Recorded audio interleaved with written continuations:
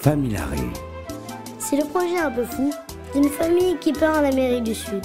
Une année en itinérance où Anthony, Anne-Ségolène, Clémence, Olivia et Gaspard vous embarquent à bord de Bébert, qui sera à la fois leur voiture, leur maison, leur école et leur bureau. Colombie, Équateur, Pérou, Bolivie, Chili, Argentine et Uruguay, ils sillonnent le continent à la rencontre des enfants fragilisés. Ils vivront avec eux le temps d'une immersion dans leur famille ou auprès des structures qui les accueillent. Comment sont-ils accompagnés? Quel est le premier de leurs besoins? Comment vivent-ils? Au travers du regard de leurs enfants, Familare vous partage cette expérience unique vécue en famille. Familare. L'aventure d'une famille à la rencontre des enfants fragilisés.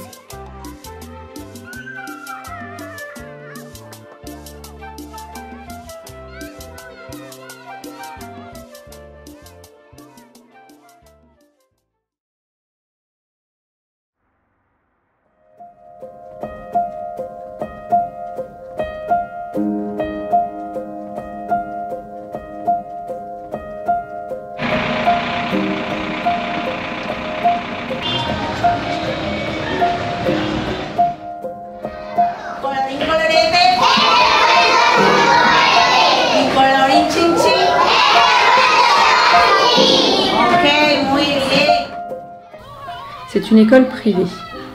Elle permet à 200 enfants issus de familles très pauvres de recevoir une éducation de qualité, meilleure que dans l'école publique, ainsi que 3 repas par jour contre bien souvent un seul à la maison.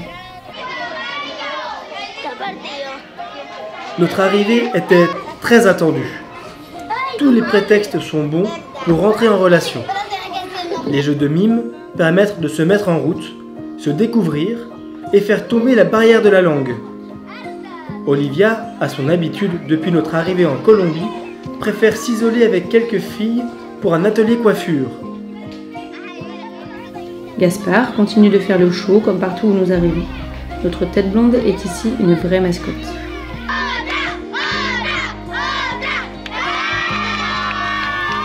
Clémence, quant à elle, joue avec de nombreux groupes pour finalement aller en classe avec les plus grandes filles.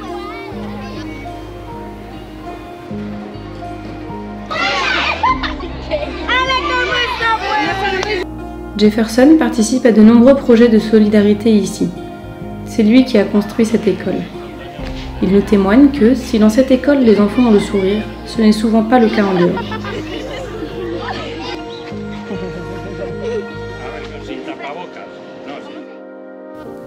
Frère César, le directeur de l'école, nous explique son fonctionnement. Cette école existe grâce au financement exclusif de l'école principale del Sagrado Corazón de Barranquilla, c'est-à-dire aux frais de scolarité des familles plus aisées, dont une partie est reversée à l'école de La Paz. Côté alimentation, c'est une fondation suisse qui prend en charge les repas pour cette année. Et après?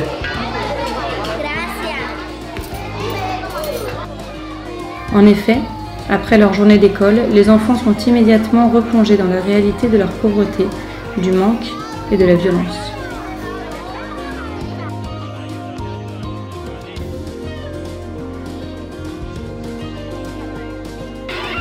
Cette visite nous laisse très émus, tant par l'intensité des rencontres que par la fragilité que nous ressentons ici.